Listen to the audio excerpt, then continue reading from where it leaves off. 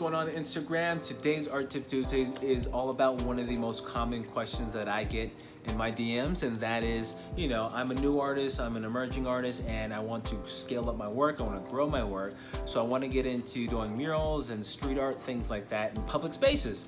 So, it's something that's not really sort of taught a lot, and especially if you're sort of like a self-taught artist, how do you get into that, especially when no one around you is in that, especially if you're from a smaller city. One of the most fundamental things when finding a wall or finding space to do public art or street art is asking.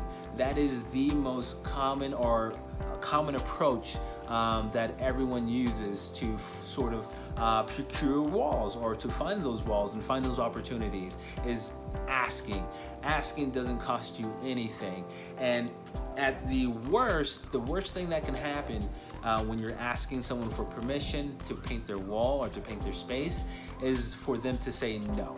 If that's it, what are you waiting for? Just go out there and ask. And the biggest thing you really have to understand is that it's a numbers game. So don't get discouraged when you get a lot of no's, because you have to go through a lot of no's to get that one yes for you to get that opportunity to do your first mural or your first public art. One of the things that you also have to do, what I do a lot, is basically putting myself into the mindset of a business owner or a building owner that has that space. For them, they want to know, how does your artwork add value to their space? How does your artwork sort of bring more people into their business? How does it change the perception of the business by the community? How does it add value to that space? Same thing with a building owner. How does it add value to that building? So you have to really sort of figure out a way to communicate, how your artwork sort of adds that value to their space, because they're not the artist, they're just the person that manages or owns that property or leases that property. They want to know how your work sort of elevates that space. So that's one of the things you really have to think about and understand, because now you're trying to say, hey, I want to use your space as a canvas.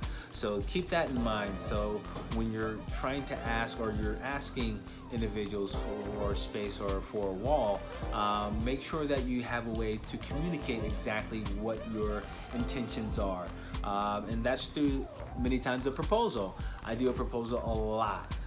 So proposals basically tries to communicate your vision of what you want this wall to look like or this space to look like, and helps them visually understand what your vision is. So definitely think about different ways of communicating that idea, whether it's actually doing a sketch, whether it's a graphic design mock-up, whether you're showing examples of your other murals or things like that, to kind of help them say, hey, okay, I see your work, I see what you're trying to get, I see your style, and I like it or I don't like it, type of thing. So keep that in mind when figuring out or when asking a business owner or a building owner about doing a wall. But the main thing that you really have to understand is it's basically just asking. A lot of people are sometimes afraid to ask because they're afraid of that no, but like I said, the worst thing that can happen is for them to say no. So definitely go out there and just start asking, because like I said, you have to go through a lot of those no's to get to that one yes.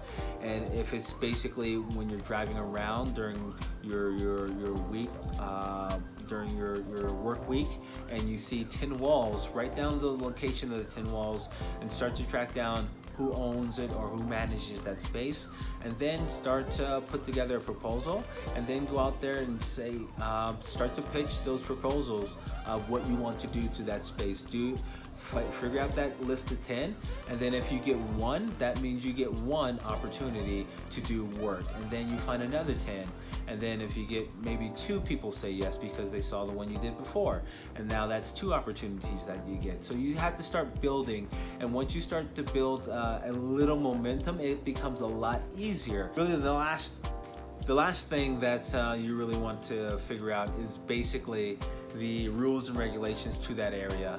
When figuring out how to do public art or in public spaces, mainly because you don't want to do artwork and have the city in your area cover it up. So figure out if you have to have the permits or permission or approval through the city or the community board or whatever in your neighborhood. So figure that out, and hopefully it's a lot easier in your area, so that you can definitely just go out there and just do the work that you want to do. So make sure you share this with anyone who's trying to get into public art or street art, and they're just basically trying to figure out how to get those walls, because it's something that isn't really taught in schools. It's not taught, especially to self-taught artists. A lot of us are self-taught artists, so we're having to figure this out on the fly. But the thing that I've learned is that you really just have to go out there and just ask. So definitely, like I said, share this with all your artist friends, and tune in next week.